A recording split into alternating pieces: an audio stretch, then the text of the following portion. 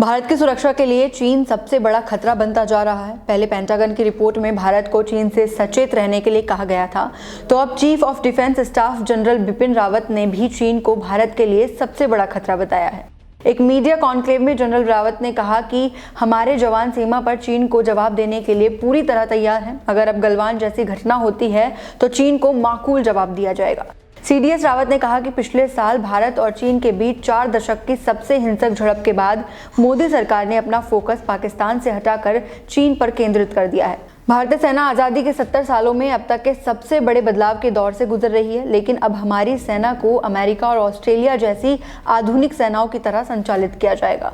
General Rawat ने कहा कि परमाणु हथियार संपन्न दोनों देशों के बीच सीमा विवाद को सुलझाने में विश्वास की कमी और संदेह आड़े आ रहा है। आपको बता दें कि पिछले महीने भारत और चीन के मिलिट्री कमांडर्स के बीच 13वें राउंड की बातचीत बिना नतीजे के खत्म हो गई थी।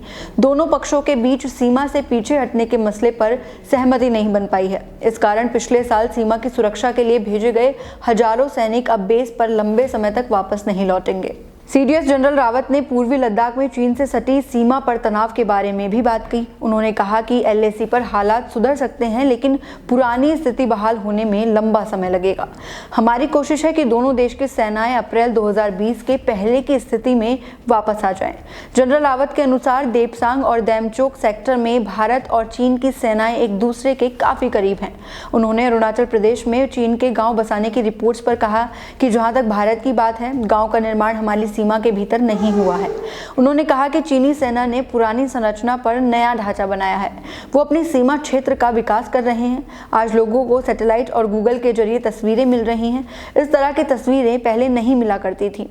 चीनी आंकड़ों के मुताबिक पिछले साल जून में एलएसी पर भारत और चीन के सैनिकों के बीच हुई झड़प में 20 भारतीय सैनिकों और 4 चीनी सैनिकों को जान गंवानी पड़ी थी। इसके बाद से चीन और भारत दोनों ही बॉर्डर पर सैनिक हथियार और इंफ्रास्ट्रक्चर तेजी से बढ़ा रहे हैं। लेकिन भारतीय जवान एक तरफ कश्मीर में पाकिस्तान के प्रायोजित आतंकवाद से और दूसरी तरफ लाइन ऑफ एक्चुअल कंट्रोल पर चीनी सेनाओं की साजिशों का पूरा मजबूती से सामना कर रही है। दरअसल पिछले कई महीनों से भारत चीन सीमा पर गतिरोध बना हुआ है। इस स्थिति को लेकर बिपिन रावत ने कार्यक्रम में दी अपनी स्पीच में ये भी कहा कि एलएसी पर भारत का प्राथमिक फोकस डी एस्केलेशन से पहले डिसोल्यूशन है, क्योंकि चीन हमारा नंबर 1 दुश्मन है, ना कि पाकिस्तान। साथ ही रावत ने कहा कि भारत को आने वाले समय में 2 मोर्चों पर दुश्मनों का सामना करना पड़ सकता है। सीडीएस ने आगे कहा कि गलवान घाटी की घटना के बाद भारत और चीन सैनिकों के बीच कई बार आमना सामना हुआ।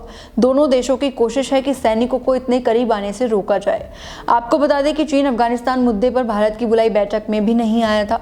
दोनों देशों के बीच ये बातें तनाव का प्रूफ हैं। साथ ही पाकिस्तान का चीन के साथ कितना हाथ है, ये इस्लामाबाद में हुई ट्रोइका प्लस की मीटिंग से स्पष्ट है।